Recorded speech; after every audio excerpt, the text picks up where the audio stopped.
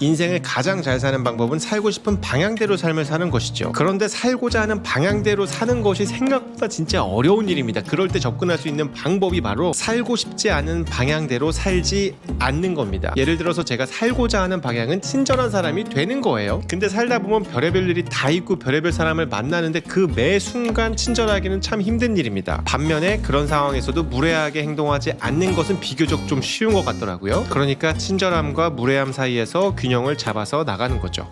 말도 마찬가지인 것 같아요. 내가 좋은 말만 하면서 살기는 되게 어려운데 이 말만은 하지 말아야지라는 걸 지키는 거는 상대적으로 쉽거든요. 그래서 오늘은 제가 하지 않는, 좀처럼 하지 않는, 웬만하면 하지 않으려고 하는 6가지 말들에 대해서 이야기해 보려고 합니다. 너무 뻔한 건 빼고 가보시죠. 첫 번째, 이거 참 의외일 텐데 귀찮아입니다. 저도 뭐 귀찮은 거 엄청 많습니다. 뭐 빨래하기 귀찮고, 뭐 청소하기 귀찮고, 공과금 내기 귀찮고, 영어 공부하는 거 귀찮을 때도 있고, 영상 편집하고 자막 치는 거 귀찮을 때도 있고, 운동하기가 귀찮을 때도 있고, 사람을 만나는 게 귀찮을 때도 있고, 일어나기가 귀찮을 때도 있지요. 근데 이 귀찮은 일, 내가 귀찮아하는 일을 2가지로 나눠보면 꼭 해야 하는데 귀찮은 일, 그리고 하고 싶은데 귀찮은 일로 나누어지더라고요. 꼭 해야 하는데 귀찮은 일에는 뭐가 있을까요? 예를 들면 빨래 같은 것들이 있죠. 꼭 해야 해. 내가 입었던 걸 계속 입을 수는 없어.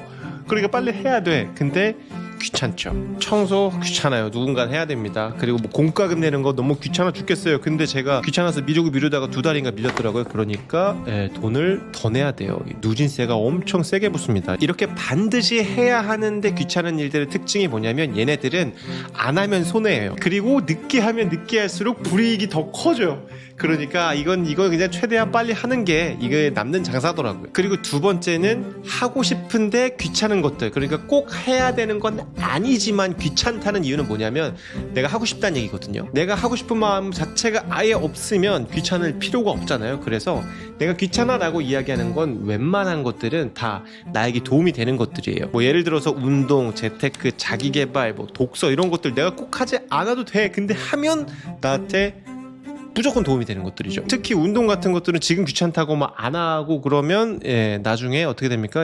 몸이 더 귀찮아지는 일이 발생하죠. 그래서 이 귀찮음이라는 건 어느 정도 감수는 해야 내 삶에서 손해도 안 보고 그리고 더 조금씩 발전하는 것 같더라고요. 그래서 저는 가급적이면은 귀찮다라는 말은 하지 않으려고 합니다. 귀찮아라고 말해버리는 순간 더 하기 싫어지거든. 2번째는 늦었어입니다. 이거는 제가 중학교 때 이야기를 한번 해드릴게요. 저는 중학교 때 ABCD를 발바닥 맞으면서 배웠던 시대였거든요. 그래서 저는 중학교 1학년 때 간신히 대문자 소문자를 쓸 줄 아는 아이가 됐단 말이에요. 처음부터 영어를 못했지만 결정적으로 제가 영어 공부에 손을 놓게 됐었던 계기가 있는데, 제가 이렇게 친구랑 걸어가고 있었거든요. 근데 그 친구가 마이마이로 이렇게 노래를 듣고 있는 거예요. 그럼 저희 때는 너 뭐더라 하고서 이렇게 빼보잖아요. 남자였는데 빼서 들었는데 걔가 팝송을 듣고 있는 거예요. 근데 우리 때는 그 타이타닉이 장난 아니었거든요. 근데 타이타닉의 주제가 마이어트 일고온을 듣고 있는 거예요. 그때 당시만 하더라도 이렇게 팝송 들으면은 약간 있어 보이고 막 그랬거든요. 그래서 대단하다 속으로 생각하고 있는데 그 친구가 저한테 너 이거 뜻 알아? 이러는 거예요. 저한테. 그래서 내가 뜻을 다 어떻게 알아? 팝송 뜻을 당연히 모르지. 그랬더니 난 알아 이러면서 한 줄 한 줄 자기가 무슨 뜻인지 막 얘기를 해주는 거예요. 그래서 와 멋있다. 야, 너 이거 어떻게 알아? 그랬더니 걔가 난 학원 다녔는데, 그래서 그럼 학원 다니면 이런 것도 막 배우고 나도 그럼 할 수 있나? 근데 걔가 뭐라고 했냐면 아니 근데 넌 좀 늦었지. 왜? 난 국민학교 때부터 다녔어. 그러니까 나는 그때부터 다녔기 때문에 너는 이미 늦었다는 거예요. 나 중학교 2학년이었는데.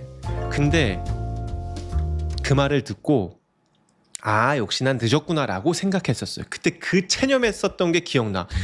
역시 영어는 초등학교 때부터 해야 되는데 역시 조기교육인데 라는 그 생각. 그렇게 중2 때 영어를 놓고 수능도 반도 못 맞았을 거예요. 한 20-30점 맞았을 거야. 25살에 토익 점수가 막 230점 막 이랬으니까. 근데 25살에 시작해서 2년 공부해서 이제 미국으로 교환학생 갔다 오고 확실히 느꼈죠. 그러니까 늦은 게 어딨어 세상에. 근데 중학생 때 늦었다고 근데 그걸 믿고 있었던 내 자체가 너무 이해가 되면서 난 다시는 늦었다는 말 하지 않아야지라고 생각을 했었던 것 같아. 그래서 웬만하면 누가 뭘 한다고 했을 때 야 딱이야 딱 좋아라고 얘기하지 좀 늦었지 에이 그런 얘기는 진짜 안 하는 것 같아요. 특히 저 스스로한테는 내가 뭔가를 하기엔 늦었어라는 마음은 절대 갖지 않으려고 노력하고 있습니다. 그래서 늦었지?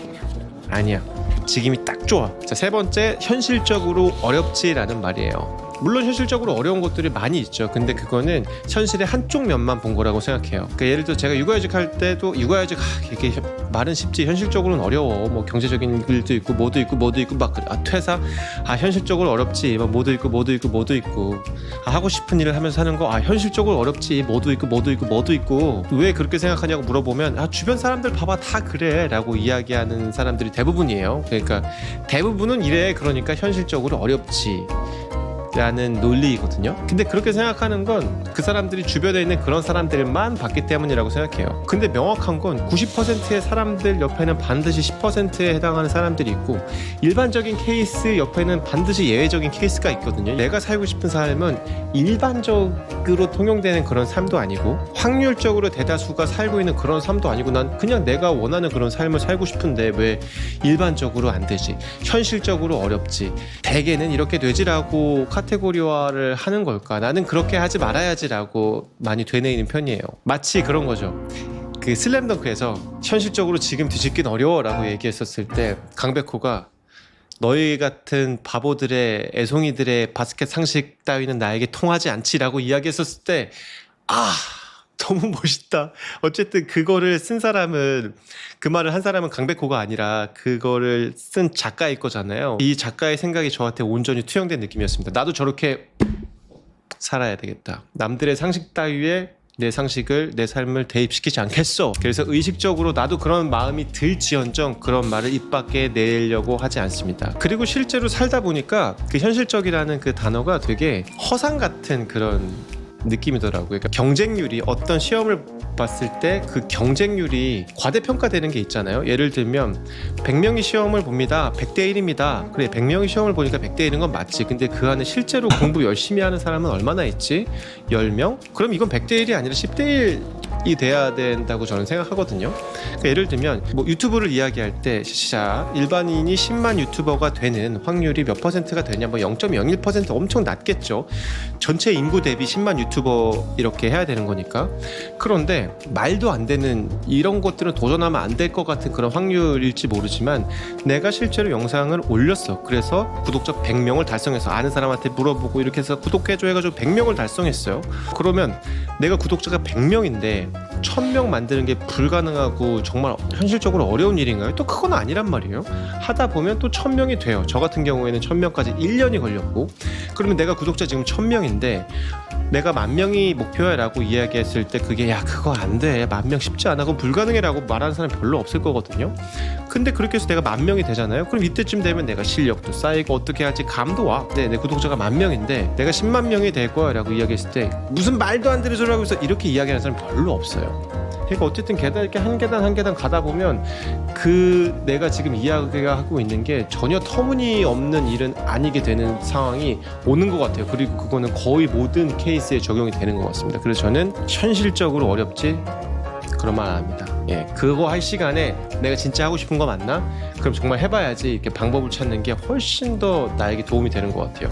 현실에 부정적이고 안 되는 면 따윈 보지 않는다. 난 현실적으로 가능한 방향만 본다. 근데 이렇게 저 같은 사람 옆에 또 살고 있는 사람의 이야기를 들어보잖아요. 이제 우리 와이프는 약간 또 그런다 약간 이상주의자. 근데 저희 아내도 요즘에 바뀌었습니다. 제가 이제 뭔가 이런 이야기를 했을 때 진짜 허풍쟁이 했는데 어느 순간 이제 얘가 이렇게 이야기했으니까 또 이게 만들어지겠구나. 그 과정을 지켜봐야지라고 좀 바뀌었어요. 네 번째는 어차피 인생은 혼자야.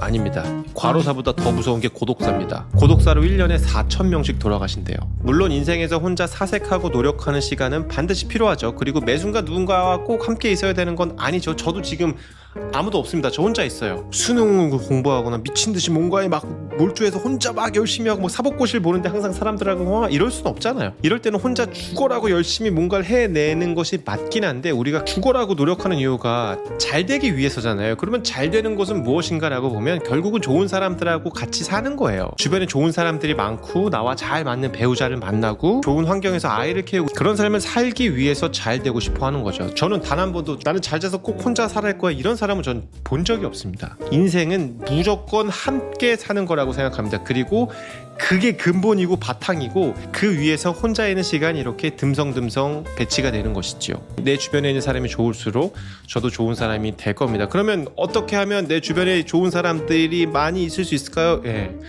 결국은 내가 좋은 사람이 되는 수밖에 없습니다. 그래서 인생은 혼자다? No.